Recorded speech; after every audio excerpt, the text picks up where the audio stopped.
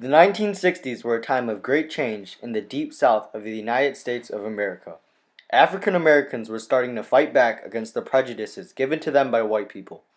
In the South, groups such as the SNCC and the NAACP protested the unfair treatment of African Americans. In this documentary, we will go into the depths of what occurred during this turbulent time period.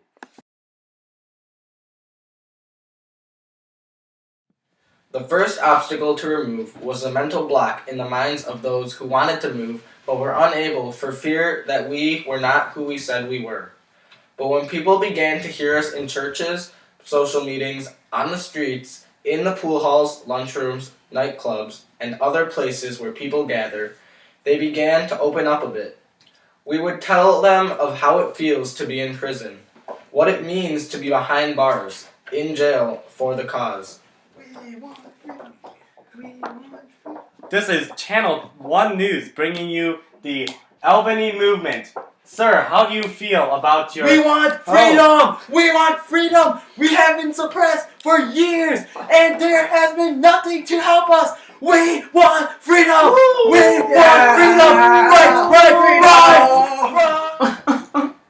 What I can remember is being very alive and very clear, the clearest I've ever seen in life. My freedom has nothing to do with putting me in jail. And so done was this joy. Is your spirit alright? Yes, I've been alone, you know.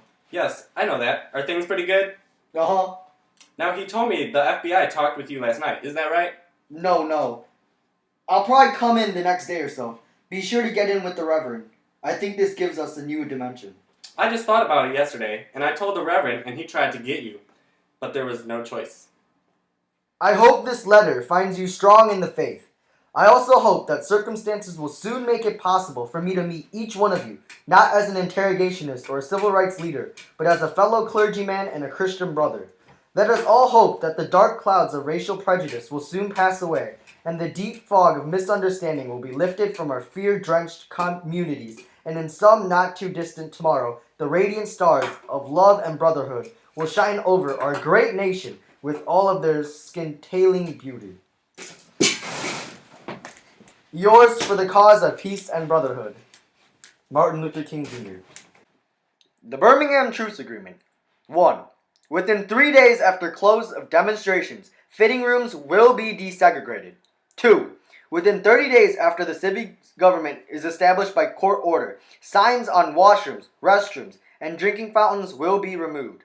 3. Within 60 days after the city government is established by court order, a program of lunchroom counter desegregation will be commenced.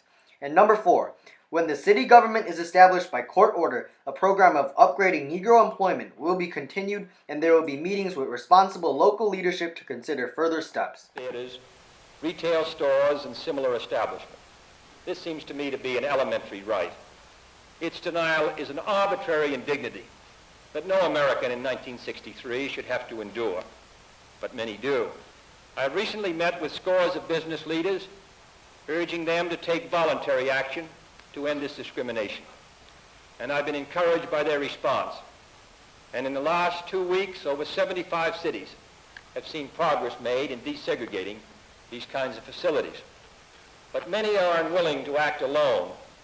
And for this reason, nationwide legislation is needed if we are to move this problem from the streets to the courts. We march today for jobs and freedom, but we have nothing to be proud of. For hundreds and thousands of our brothers are not here. They have no money for their transportation, for they are receiving starvation wages, or no wages at all. We won't stop now. All the forces of Eastland, Barnett, Wallace, and Thurman won't stop this revolution. This time will come when we will not confine our marching to Washington. We will march through the South, through the heart of Dixie, the way Sherman did. We will pursue our own scorched earth policy and burn Jim Crow to the ground, non-violently. We shall fragment the South into 1,000 pieces and then put them back together in the image of democracy. We will make the action of the past few months look petty. And now I say to you, wake up, America. As you can see, the 1960s were not an easy walk for the lives of African Americans in the Deep South.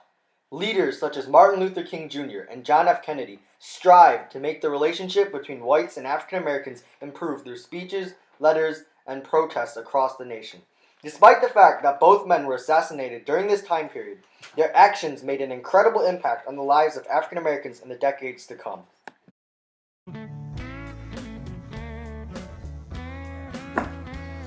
What I can remember is being very alive and very clear. The clearest I've ever became in my life. Stop now. All the forces of Eastland, Barnett, Stop! to meet each one of you, not as an interrogationist or a civil rights No, leader. restart. David's laughing.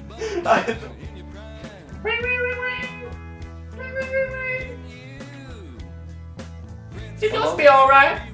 Yes, I've been alone, you know. Yeah, I know that. Are things pretty good? Uh-huh. Now, he told me that. The Hey, no, FBI. stop.